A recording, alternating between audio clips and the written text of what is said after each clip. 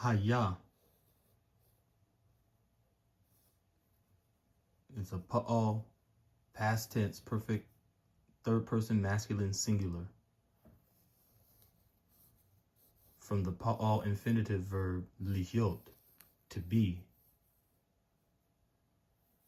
This is the root. Hey, yod, hey.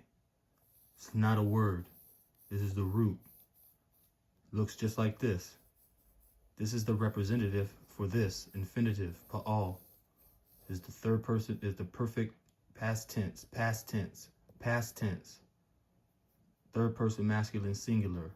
Was, had become, or past tense. 334 occurrences of this word is past tense every time. Grammatically, past tense. You can't use haya for everything. This is to be. If I said I wanted to be in love, you know, it'd be like, I want to be in love.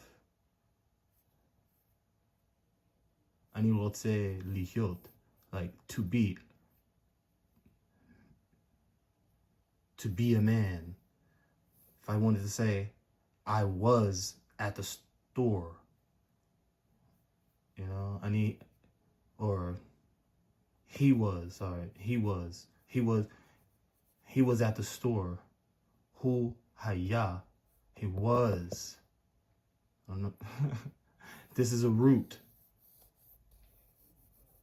This is a past tense, third person masculine singular.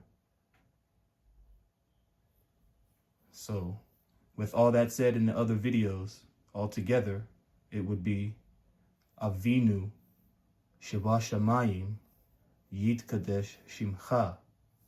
Or I guess Abba Yanawa Shaba Shamayam Yath Kadash Shamka.